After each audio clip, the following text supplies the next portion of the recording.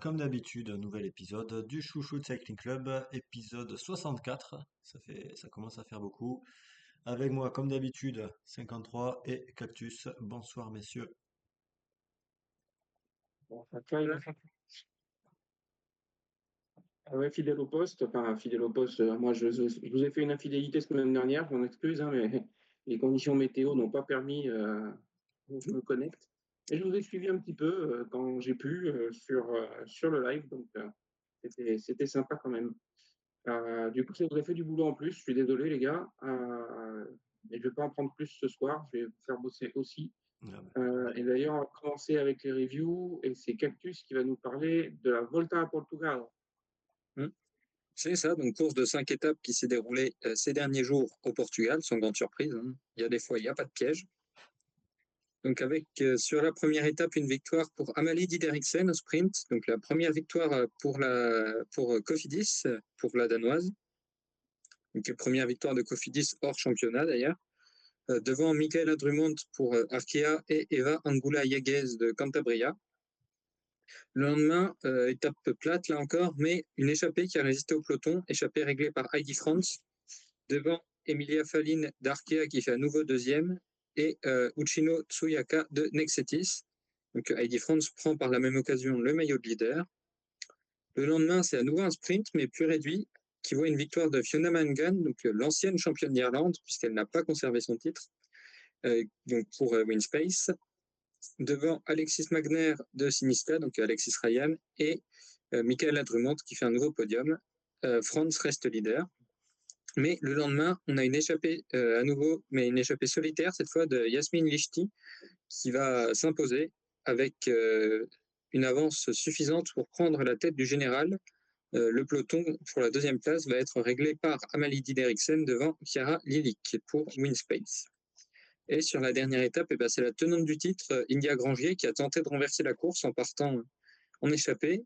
Et elle va s'imposer devant Océane Mahé, mais elles n'auront pas assez d'avance pour renverser complètement le général. Et c'est Yasmine Lichti qui termine dans le peloton réglé par Kira Lilik, qui va remporter ce général avec 16 secondes d'avance sur India Grangier et Heidi Franz, et 24 sur Thierry Jorgensen de la Team Cop, et Raquel Queiroz, première portugaise pour Atum General Tavira SC Farenze. Donc Chiara Lilik termine 7e et meilleure jeune. Amélie Dideriksen remporte le classement par points, Nathalie Quinn celui de la montagne, et la Team Cop Repsol le classement par équipe. Important pour la Team Cop qui célébrait évidemment la victoire l'an dernier d'India Grangier, mais aussi c'est un coureur de l'équipe Rome qui avait eu lieu l'an dernier à la même époque. C'est ça, bah, c'était justement le jour même, il me semble, de la victoire d'India Grangier, donc André Dreguet, qui était décédé en course sur le Tour d'Autriche, il me semble. Fly, on va chez toi. Enfin, c'est pas chez toi, mais c'est plus proche de chez toi que de chez nous. C'est l'Argenta Classique. Ouais, bah c'est une petite course en Belgique, hein. Je vous avais fait la description un petit peu comme ça la semaine dernière. Alors j'ai pas du tout suivi la course, hein, pour être honnête. J'ai juste vu le résultat et c'est une victoire pour Scarlett Souren de la Park Hotel, autrement appelée la Volker Wessels. Donc il s'impose, ben, bien évidemment au sprint dans un petit groupe. Alors il y a quelques secondes de noter sur le classement général, mais c'est tout dans la même Elle va seconde. trop vite. Hein? C'est parce qu'elle va trop vite. C'est ça, Du ouais, coup, ça compte même les écarts. elle a pris trop d'avance, ouais. Ben, c'est le top 3 qui a 0 et après on a la quatrième qui se trouve à 2 secondes. Donc ce podium qui est complété par Millie Cousins, la nouvelle championne de Grande-Bretagne, et Catherine Schweinberger, la nouvelle championne d'Autriche. Donc voilà, Scarlett était un petit peu seule avec un maillot d'équipe sur le podium. Mais voilà, c'est une victoire pour la jeune coureuse de la Park Hotel, Volker Wessels. C'est sa première victoire de l'année. Non, Euh, il y a la Midwest. Ah oui. Mais la Midwest, c'est une point 2, là, c'est une point 1. ouais, Donc, c'est mieux. effectivement. Et la Midwest, j'y étais pas, donc je crois que ça compte pas. Voilà, on a trouvé la solution, hein. C'est quand que je l'ai vu d'ailleurs? Si, je l'ai vu sur Mazda Shulkens. Non, mais non, sur Westhoek. Ben, elle fait DNF, tiens. Donc voilà, on va proposer à la Parc Hôtel de louer les services de Fly pour qu'il aille ailleurs pendant leur course. Ah non, je l'ai vu sur Paris-Roubaix, elle fait 94. Et sur Martin Winans où elle fait 16. Et l'Omloop des Arcampton aussi, Globalement, je crois, où elle fait 88. c'est quand même une première partie de saison un peu décevante pour elle, même si elle est jeune, donc c'est pas grave si voilà, des bons résultats pendant un temps. Il faut que ça revienne rapidement et que cette victoire-là la remette en confiance pour la suite de la saison. Mm.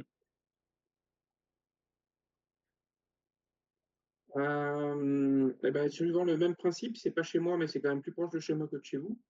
Moi, je vais vous parler du Giro, donc le deuxième grand tour qui a démarré ce week-end, ce dimanche, euh, avec un départ de Bergame. Alors, et, déjà, vous en aviez parlé la semaine dernière, certainement, c'était dans un je n'ai pas pu écouter, mais aussi parlé plus tôt dans la saison.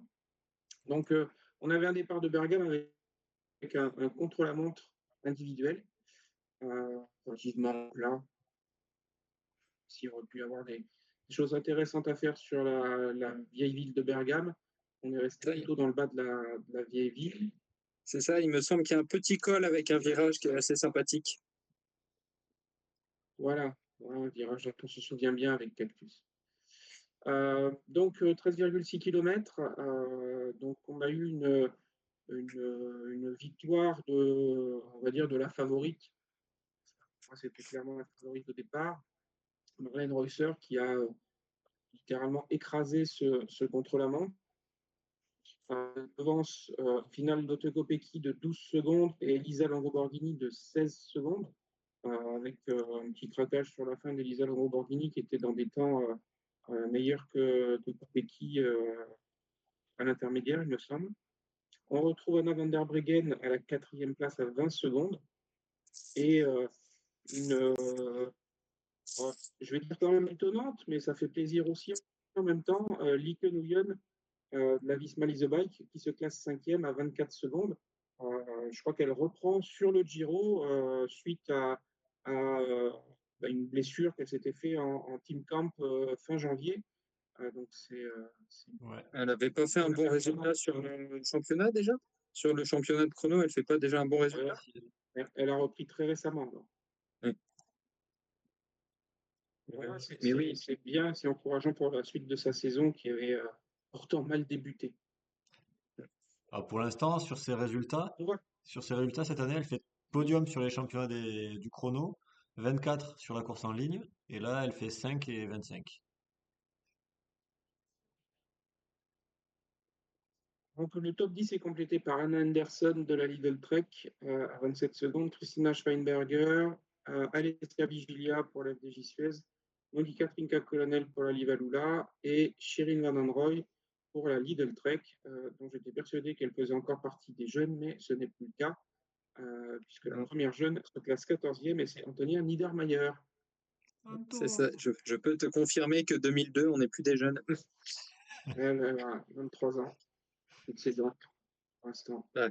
Et Fly peut le confirmer aussi, puisque c'est l'année de naissance d'une certaine P. Oui, qui était U23 l'an dernier et qui ne l'est plus. C'est-à-dire Pukipi. Voilà, Pipi. Euh, C'est peut-être pas le donc, meilleur surnom, ça. bah, tu chanteras, hein, tu trouveras un truc.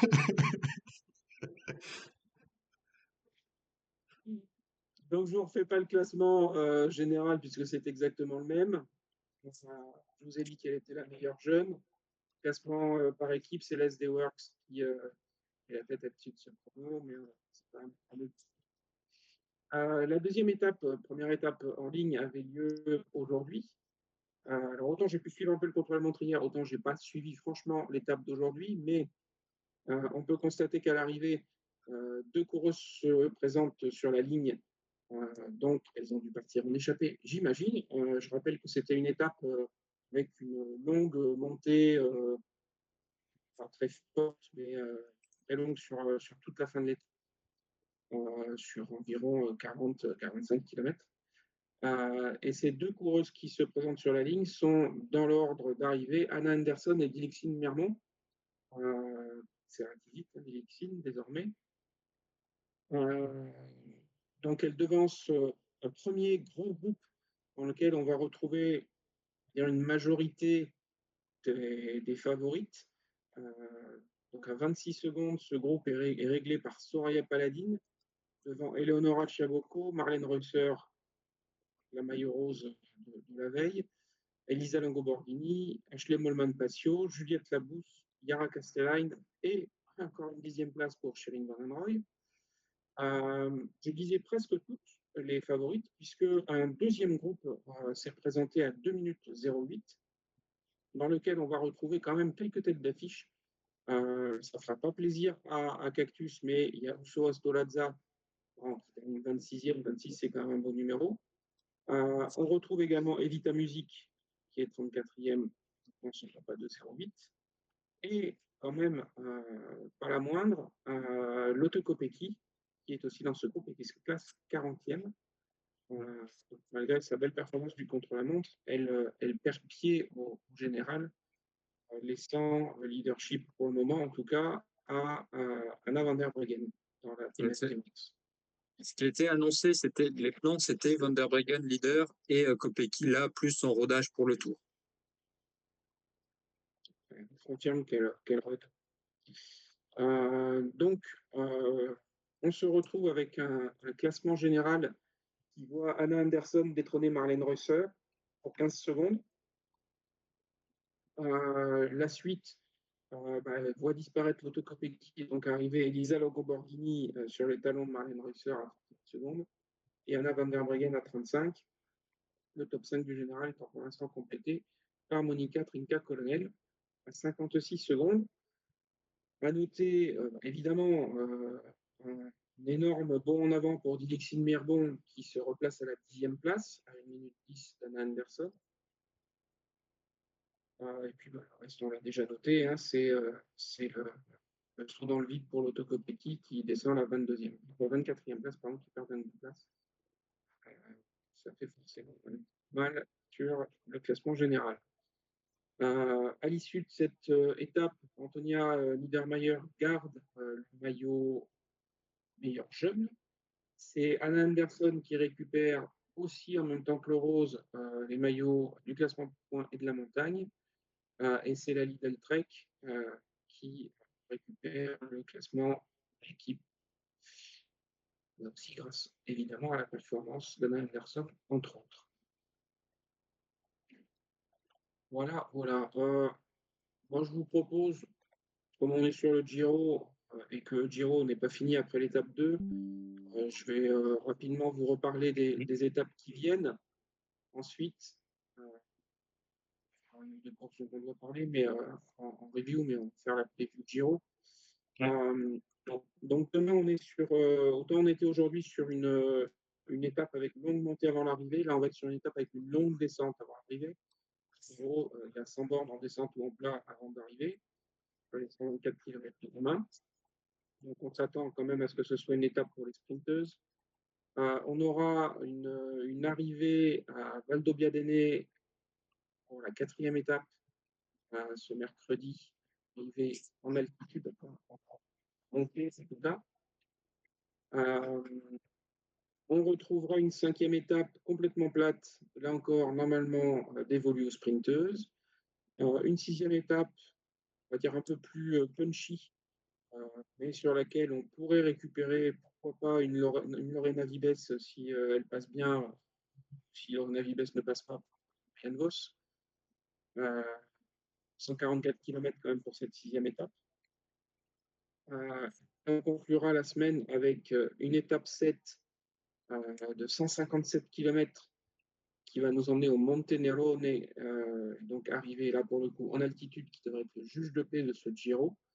Et on finira sur l'autodromo Enzo Elino Ferrari pour la 8e étape, 138 km avec un tour de circuit sur la fin pour finir donc à Imola, terre de la famille Ferrari.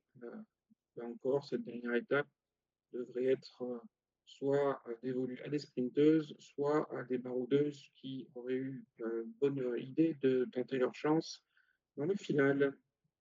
Après, à voir, parce que, j'allais dire Imola, ça rappelle des souvenirs de championnat du monde. C'était une certaine Anna van der Breggen qui s'est imposée. On en avait parlé un peu la semaine dernière. Donc peut-être que si elle est proche au général, ça peut lui rappeler des bons souvenirs. Et ça peut la motiver à renverser potentiellement la course. Tout à fait, ouais, ça peut motiver les autres aussi. J'allais dire d'ailleurs, il y a même elle n'a pas la possibilité d'égaler le record de victoire au Giro ou quelque chose comme ça, Van der Breggen.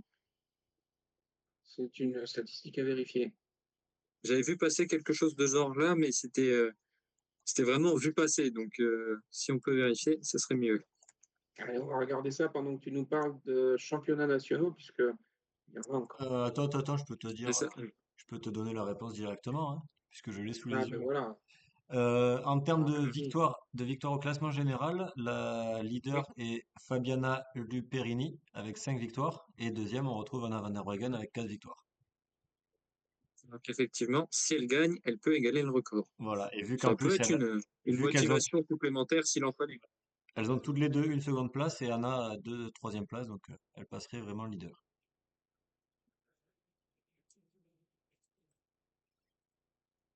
Ok. Allez, eh ben, on a la réponse, donc on peut enchaîner sur les championnats nationaux. Peut-être Donc pas grand-chose, hein, je veux dire. attends, on avait aussi quelques questions là dans le chat. Euh, Ah. j'ai sur le net qui nous demande comment est Églantine sur sur la course. Alors, comme j'ai pas vu l'étape d'aujourd'hui, c'est compliqué de répondre. Je sais pas si vous l'avez vu, messieurs. J'ai pas vu, mais Elle est dans la course. Alors, en tout cas, au niveau des classements, elle est dans la course. Au niveau du positionnement de l'enclassement, il n'y a rien de choquant par rapport à ses capacités. En tout cas, elle a l'air en meilleure forme que moi, ce que je l'avais vu à Chambéry, par exemple. Donc, elle a l'air d'être revenue quand même un petit peu dans le match pour cette fin de saison. Et on rappelle que c'est son premier grand tour d'ailleurs. Oui, un petit peu Célia Géry dans la même équipe. Célia Géry, c'est moins surprenant dans le sens où bah, ça reste une coureur qui sort des juniors. oui. Ouais, je sais pas si c'est moins surprenant. Bah, c'est moins surprenant que ce soit son premier grand tour vu qu'elle pouvait pas en faire les années d'avant. C'est plutôt dans ce sens-là. Oui, c'est moins surprenant que ça soit déjà son premier rang. C'est plus Oui. surprenant. Que ce soit déjà son. C'est moins surprenant qu'elle en ait pas encore fait. Voilà. Ouais. Autre question, Fly, dans le chat? Euh, ouais, au niveau du sprint, si c'est plutôt pour Lorena Vibes ou Charlotte Cole, ou plutôt une échappée, parce que on dit que la SD Works ne pourra pas tout contrôler, mais on sait bien que les autres équipes roulent pour la SD Works, donc ça aide en général. Ça, on va- je veux dire, peut-être la première au moins qui devrait se finir au sprint et peut-être que une fois qu'elles auront vu que c'est pas très intéressant de collaborer avec SD Works, peut-être qu'il y aura un peu plus d'animation par la suite. Et puis sur le début de saison, faut être aussi clair. Après, ça va peut-être changer, hein, mais pour l'instant, Lorena Vibes a dû être assez rarement battue par Charlotte Cole. Donc s'il y a une arrivée au sprint, à moins que Charlotte Cole ait réussi à s'échapper, mais si les deux sont face à face, pour l'instant, il y a quand même un gros avantage à Vibes. On verra, hein, c'est peut-être ce moment du Giro qui va retourner les choses. Mais pour l'instant, ce n'était pas le cas jusqu'à. Par contre, vous êtes sûr qu'elle est là, Charlotte Cole? Je suis en train de me poser la question, moi. Oui, moi, je ne l'ai pas vu sur la start list, hein, mais ouais. Raison de plus pour ne pas la voir battre Lorena Vibes, du coup. Ouais, effectivement, du côté J'ai de pas, chez j'ai Picnic, pas, elle n'y est pas. Donc ça voilà, va effectivement j'ai être pas hésité compliqué. à la mettre dans ma team Cycling Fantasy, donc voilà. Par contre, sur le Tour de France, on verra, ça sera autre chose. Ouais, mais ça Ouais, sera mais plus on va compliqué voir ça et finalement c'est Aliwo Laston qui va gagner parce que FDJ Suez va être ultra motivé. Après, sur les sprints pour le Giro, il y a quand même quelques candidates qui sont intéressées par les sprints, hein, donc on faudra voir ce que ça va donner. Ouais. Après, t'as beau être intéressé par les sprints, quand t'as Lorena Vibes en face. Oui, mais enfin, je pense par exemple, euh, À qui je peux penser, tiens, d'ailleurs. Euh, une Monica Trinca-Colonel qui se débrouille en sprint. On est d'accord, quand même. Ouais. Oh, elle va plutôt jouer le général, je pense, hein. Oui, elle va plutôt jouer le général, mais vu son début de saison, on est d'accord. Mais elle peut aussi envisager de faire durcir un peu la course sur une étape plus simple et d'aller essayer de se placer à l'arrivée de l'étape. Euh, c'est peut-être pas le meilleur exemple, on est d'accord, mais c'est le premier qui m'est venu en tête. Caroline Anderson, tiens, dans la même équipe. Il n'y a pas une Ruby Roseman Gannon ou quelqu'un qu'on sait qu'elle va vite déjà? Non. Non, mais voilà, on peut trouver quand même des jeunes femmes qui vont peut-être encore mieux passer les bosses que Lorena Vibes Bah, t'as et parlé de qui vont Marianne Vos. et Oui. voilà, entre autres, et qui vont se faire taper par l'autre Kopecky, non, pardon, et qui vont réussir à gagner au sprint quand même. Après, déjà l'étape numéro 1, c'est de lâcher Lorena Vibes. Mm. Oui, la première difficulté. Je l'ai suffisamment répété à mon équipe de King Fantasy et elle a progressé sur les parcours un peu accidentés. Mm.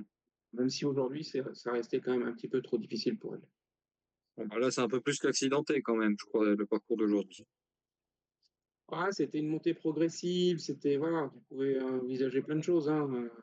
Il y avait C'était quand même une partie, à un moment dans la montée, une grosse partie bien sèche qui a fait la sélection dans le peloton, ouais, justement. 10 Mm. km là. Ouais. Et d'autres questions? Non, c'est tout bon. Passer aux championnats nationaux de cactus. Bon, Il était prêt j'allais pour dire, ranger ses notes. j'allais dire une seule course.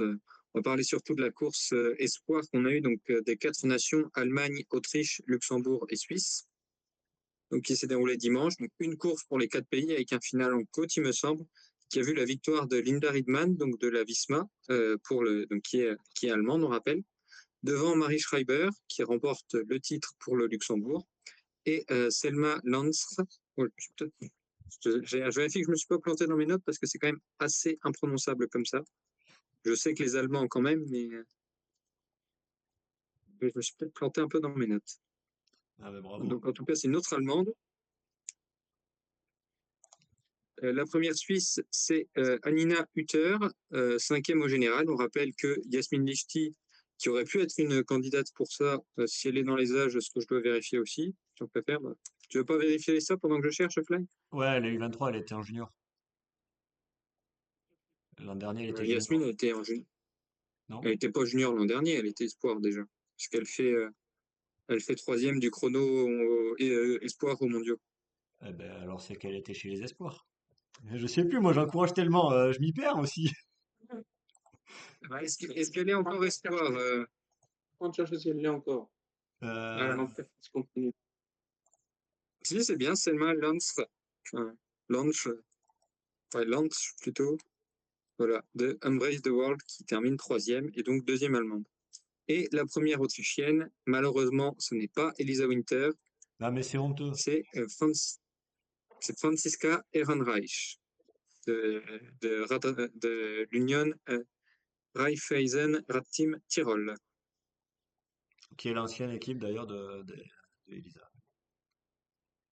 Mm. Pour l'info, Elisa qui C'est-à-dire, était c'est pas malade. vraiment une autrichienne, c'est une tyrolienne, mais bon. T'as dit quoi, 53? Je disais, du coup, c'est pas vraiment une autrichienne, c'est une tyrolienne, mais ça, du coup, ça s'applique à Elisa aussi. Ouais, Ouais. Et techniquement, le Tyrol, ça reste en Autriche. Enfin, en Autriche. ouais. Ok. Rien d'autre pour toi, Cactus, du coup? Bon, les championnats de Grande-Bretagne junior, c'est Ruby Isaacs qui a gagné. Les championnats du Brésil, bah, vu que Tota Magalhães est sur le Giro, ça va pas être quelqu'un qu'on connaît. Donc, Bon, très bien. Ça m'a arrangé que tu parles de Rémi Isaac, c'est pour ça. mm. Bah, du coup, tu vas pouvoir continuer, parce que je pense qu'on a fait les reviews de toutes les courses. Ah non, attends, oh, il est resté la course dans mon village. Non. C'est Oh, ça, il y a la clim. c'est ça, la clim course. Alors clim, c'est pas pour la clim comme vous le comprenez en France, c'est la montée, climb. Non, Clistravic. on s'en sert pas de cette prime-là aux Pays-Bas. Mais voilà, c'est plus difficile de faire des blagues là-dessus. Ouais. Mais par contre, il y a eu un bon coup de À clim, part hein. éventuellement sur le fait de faire une course qui s'appelle Klim aux Pays-Bas. Bah écoute, c'est dans le Limbourg, donc c'est dans les montagnes. Et Voilà. vu le circuit, non, ça monte quand même pas mal. Il y a une petite montée où ça monte bien, hein. Ça fait bien les écarts. Il y a même deux petites montées puisque le final est aussi en faux plat montant. Et bah, clairement, sur un circuit de 3,5 km, tu peux pas non plus avoir des montées de 10 km. C'est assez compliqué. Donc du coup, qu'est-ce qu'on a eu sur la course? Ben, on a eu déjà, on va dire, une course par l'arrière parce que dès les premières montées, il y a eu des lâchers et on a eu une attaque en solitaire pour Maria Okrutschinska, qui est, euh, qui est une coureuse de chez Watersley, donc qui est partie seule en solitaire pour une coureuse polonaise, puisque vous avez compris dans son nom. Deuxième coureuse, c'est une Tchèque, Daniela Ezinova, qui elle aussi est partie en contre après 5-6 tours, je crois, un truc comme ça, et qui a fait le reste de la course toute seule. Et après, c'était dans les deux, trois derniers tours, on a eu deux coureuses qui sont sorties du peloton, on va dire du groupe qui restait derrière. Donc c'était Elise De Bruyne et Sydney Svirenga, donc une troisième de la Watersley, qui malheureusement s'est fait battre au sprint. Donc on va retrouver pour Watersley seulement les places de 1, 2 et 4. Et après, un petit peu plus Mm. loin, j'ai pas noté exactement les places. À noter qu'on a failli avoir une disqualification de la vainqueur, puisqu'elle a levé les bras, les deux bras, lors du passage sur la ligne. Et a priori, c'était interdit. Donc ça avait été signalé par le speaker avant, mais voilà. Elle n'a pas été disqualifiée, heureusement, parce que finir en solitaire, je pense que c'est pas trop dangereux de lever les bras quand on finit en solitaire. Mais, voilà, les règles, c'est les règles. Eh oui, ridicule, vraiment. Ouais. Et on a eu aussi la victoire d'Imke Menting pour la Next J du côté des U17 qui couraient en même temps sur le même circuit. Voilà. Et une question dans le chat de G qui nous demande si le podium était devant ma maison. Eh bien non, puisque la course ne passait pas devant ma maison, il passait à 200 mètres. Et donc le podium était devant chez quelqu'un d'autre.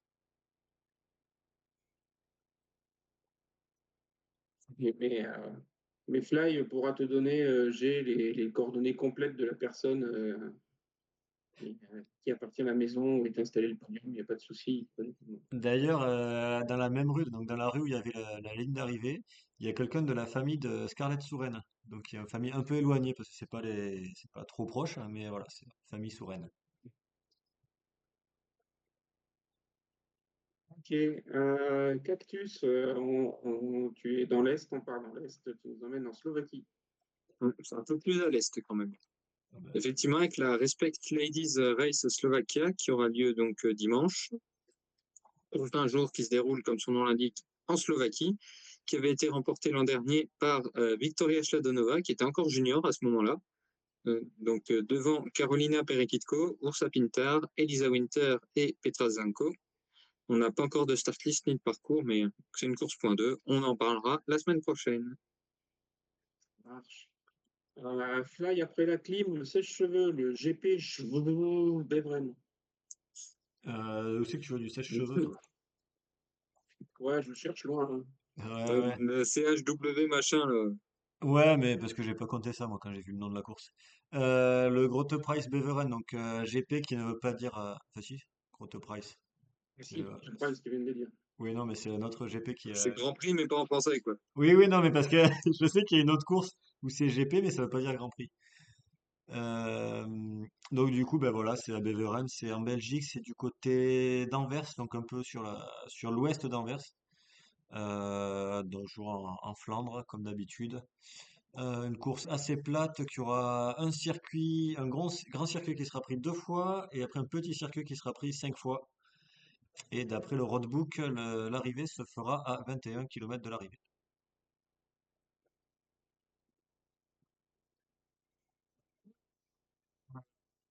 Il n'y a pas une course jeune en même temps, une histoire du genre. Non, non, mais je sais pas comment ils ont fait ça, mais peut-être ils ont pris par rapport au circuit de l'année dernière, ils ont pas mis le bon kilométrage, mais dans les calculs, ils se sont ratés. Enfin, j'espère, hein, parce que sinon, ça va être un peu le bazar. Ah bah voilà, il y a les courses où il y a le départ fictif, eux ils ont l'arrivée fictive, c'est un concept. C'est ça. Arrivée surprise, vous faites un nombre de tours entre 5 et 10, et puis on choisit au hasard. Oui, ça s'appelle un critérium, ça, non? Non, non, mais non, parce que le critérium, tu sais combien de tours, tu sais qui c'est qui va gagner avant le départ et tout. Là, c'est vraiment, tu fais la course, et puis t'as l'arrivée, tu sais pas quand est-ce que c'est. Donc Donc il soit faut c'est au bout toujours de... essayer de passer première sur la ligne. Ouais, c'est ça. Mais tu peux te rater Ok, juste sur le passage, bah, tu nous raconteras tout ça la semaine prochaine, du coup. quoi. Ouais, Savoir si elles sont arrivées déjà. j'espère, hein, parce que Euh, si moi j'attends à l'arrivée, Elle est au même endroit déjà. ouais. Normalement, oui, après c'est le petit tour qui fait 11 km, donc c'est juste qu'ils ont prévu 2 tours de Oui. plus, selon la distance. Ouais, parce que si l'arrivée est pas au même endroit, ça change encore plus, quoi. Oui. Parce que si déjà tu sais pas quand c'est, mais en plus si ça change de place sur le circuit, Ouais, tu fais au pif, hein. ouais, ça peut être un élément aléatoire supplémentaire. On vous dit pas où elle est arrivée, on vous dit pas à quel tour on l'a fait comme type de course. Allez, moi je vous emmène dans l'Ain. On en avait parlé l'an dernier quand cette course a été annoncée, et création d'une nouvelle course, et en l'occurrence de deux nouvelles courses qui sont adossées à des épreuves masculines aussi hein, derrière. C'est le Grand Prix Val-Romé pour féminin. On va se retrouver en fait donc avec deux épreuves. Si j'ai bien compris, hein, j'ai essayé de chercher un petit peu des infos là-dessus pour vous en parler. On est bien sur deux épreuves distinctes, pas de classement général global a priori. elles sont On va, pas, elles sont pas consécutives d'ailleurs. Il me semble qu'il y a un jour de repos entre les deux. alors absolument, la première épreuve aura lieu vendredi et la seconde dimanche. Des épreuves dans la partie vallonnée de l'Ain, puisqu'on connaît notamment sur le Tour de l'Ain toutes les possibilités de ce département, avec des étapes plates d'un côté et des étapes bien montagneuses de l'autre. La première épreuve, le vendredi 11 juillet, se déroulera entre Morestel et Serrières-de-Briord sur 75 km. C'est une course junior, j'ai oublié de le préciser. Euh, donc, on va être sur un parcours assez montagneux, on va dire, avec notamment un passage au col de Porte au milieu de l'épreuve, 75 km de long et 1193 mètres de dénivelé, ce qui fait plus de dénivelé que pour le championnat d'Europe junior, lieu, je le rappelle, en Ardèche pour ceux qui ne le savent pas. Et la deuxième épreuve aura lieu donc dimanche. Elle sera plus punchy, moins montagneuse en tant que telle, mais avec plus de petites bosses, de plus petites bosses. Alors, plus petites bosses, je crois que la première, elle fait déjà 9 bornes. Mais voilà, c'est quand même pas dégueulasse non plus. On sera sur 70 km et 1090 mètres de dénivelé total entre Cézérieux et Belay. Belay, avec un peu devant les deux ailes. Voilà, ça va être une épreuve, je pense, assez intéressante puisque il y a plus de 30, enfin, il y a 35 équipes différentes qui sont attendues, euh, dont 5 équipes françaises de mémoire et pas mal d'équipes internationales. On devrait peut-être retrouver Ruby Isaac, dont Cactus vous a parlé tout à l'heure, puisque son équipe est au départ. Ça sera un très beau plateau, donc si jamais vous êtes dans l'un entre le vendredi 11 et le dimanche 13 juillet, n'hésitez pas à aller faire un tour, ça devrait être intéressant. Et normalement, il y aura aussi Daniela Ezinova, la coureuse tchèque de chez Watersley. Ouais, et l'équipe Waters. Bah, c'est ce qu'elle m'a dit hier, donc Voilà quoi. ouais. Donc, donc ça, c'était vers chez moi. Donc du coup, on va vers chez toi, Fly, et tu nous parles du tour de l'Abitibi. Vers chez moi, t'es sûr que c'est vers chez moi? Bon, bah attends, je sais pas, moi, on m'a dit, on fait comme ça, on prend tout ce qui est plus proche de chez soi. D'accord. Ouais, Je bah, sais pas où t'as prévu de passer tes vacances, finalement. je sais pas non plus. Si, je suis au Tour de France. Bah, du coup, ouais, c'est aussi une course junior. Et bah, c'est une course junior qui verra aussi une coureuse de chez Watersley qui m'a dit qu'elle serait là-bas. Une certaine Clémence Cousineau. D'ailleurs, je sais pas même pas si c'est une course junior. Si, Ici, c'est junior. si, ouais, c'est junior. Donc, pour ceux qui n'auraient pas compris, ça se déroule au Canada. Ah, comme, comme son nom l'indique, la BTB. Euh, voilà, que dire de plus? J'en sais rien parce que je ne sais pas du tout qu'est-ce qui va se passer sur la course. J'ai pas vu le profil. Une course par étape, déjà, on peut le noter. C'est une course par étapes. Mais en fait, t'as prévu le, t'as préparé plus que moi, c'est ça? J'ai juste regardé, j'ai vu que c'était sur plusieurs jours dans le calendrier, hein. C'est vraiment ce niveau de préparation. Eh ben voilà, c'est déjà pas mal. Alors attends, moi je vais aller Mm. regarder qu'est-ce qu'ils disent sur First Cycling. Peut-être ils peuvent donner des infos. Tour de la BTB. Est-ce que tu sais si Sydney Sferinga, elle y sera? Parce qu'elle est canadienne aussi, elle. Ouais, mais je pense que comme elle est revenue, elle était au Canada la semaine dernière et qu'elle est revenue Ouais. cette semaine là En Europe. pour la course, je suis pas Elle sûr qu'elle sera refasse peut-être le plus déplacement. sur le Val Romé. Exactement. Et bah, du coup, ouais, Clémence qui préférait rester un petit peu dans sa famille. Et je pense que pour les Canadiennes, passer toute l'année en Europe, bah, ça peut faire du bien de rester au Canada. Alors, pour ceux qui connaissent un petit peu la BTB, ça sera autour de Val d'Or. Voilà.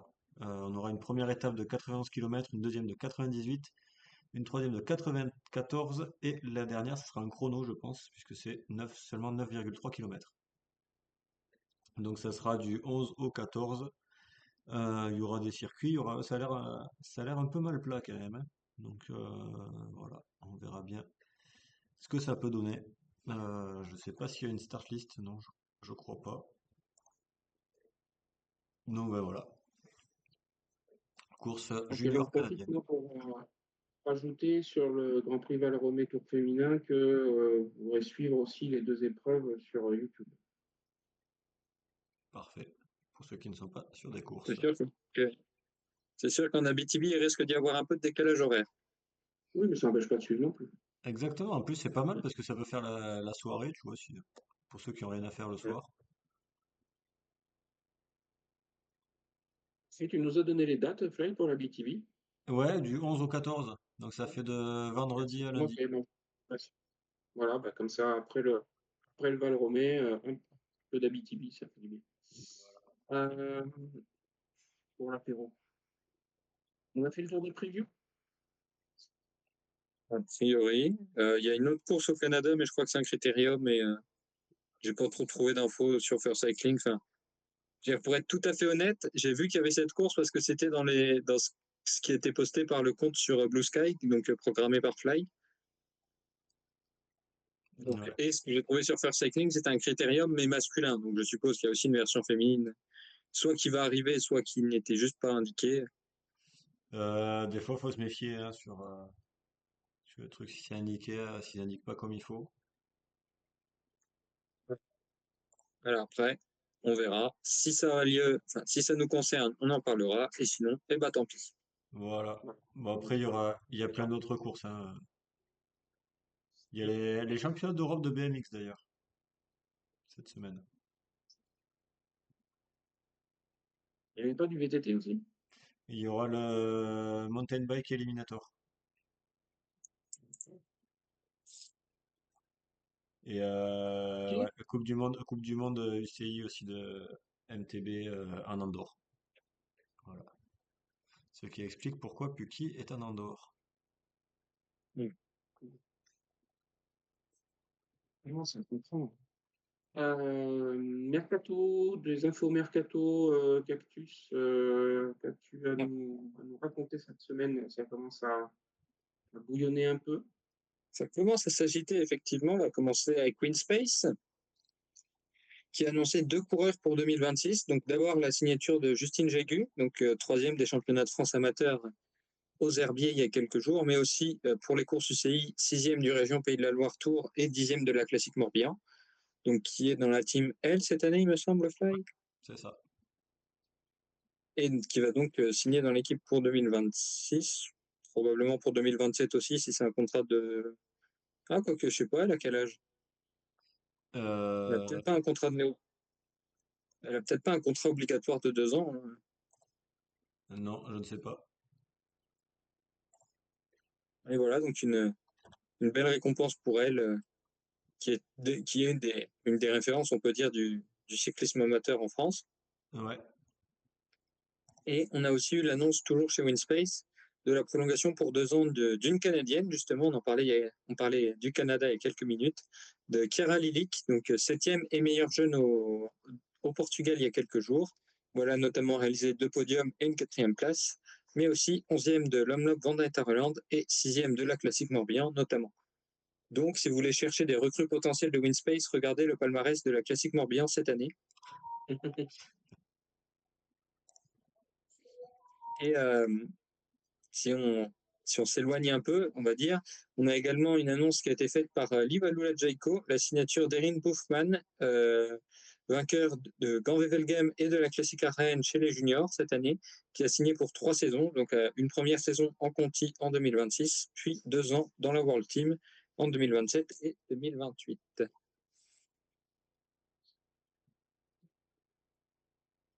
Ok. D'autres infos de ton côté, Fly, peut-être? Euh, Annoncé qu'a priori, à partir du 1er août, on aura un nouveau suivi du mercato comme on avait pu le faire l'an dernier, donc sur le compte Blue Sky. Possiblement des bilans sur Insta, on verra aussi comment ça se passe. ouais. Et puis, on fera une page aussi sur le site web. Ça pourrait être sympa aussi à suivre. Mais voilà, ce sera à partir de l'ouverture officielle le 1er août, Voilà. Le temps en que le plein Tour de développeur France de d'ailleurs. l'équipe puisse préparer tout ça. Ok, moi je vais juste vous rajouter que Yoel Team ADQ a annoncé la prolongation, l'extension de son contrat avec ADQ pour 4 ans. Renforcée. ADQ, c'est de mémoire une société de promotion immobilière au niveau des Émirats là-bas, donc en conformité, on va dire, avec le reste des sponsors de l'équipe. Mais donc 4 ans supplémentaires pour ADQ. Moi, je croyais que c'était une boîte d'intérim en France.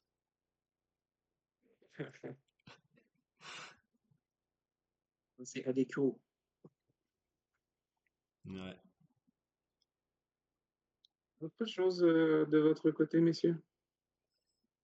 Non, pas grand-chose, mis à part qu'on devrait avoir une invitée la semaine prochaine. Donc, restez à l'écoute. Oh, on fait du teasing alors.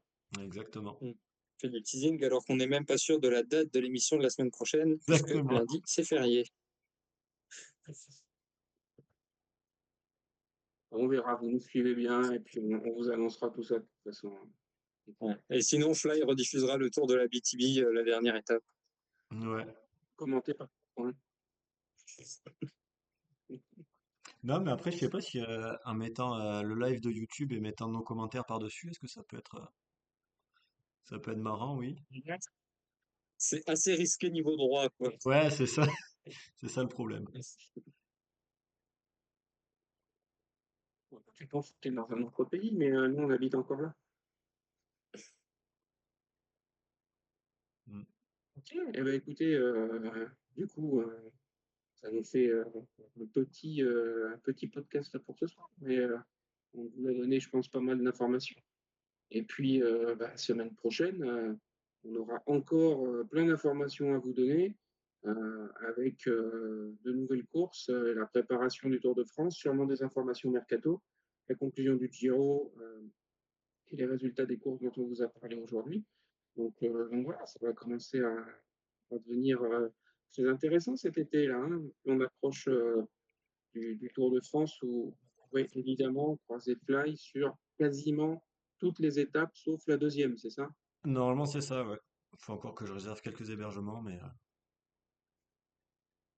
Donc, pour les hébergements non réservés, si vous habitez dans le coin, n'hésitez pas à contacter Fly, il sera ravi de réserver chez vous. Et de faire un karaoké. Ou de commenter le cours de la BTB si vous êtes toujours preneur, même en différé, il n'y a pas de souci. ouais,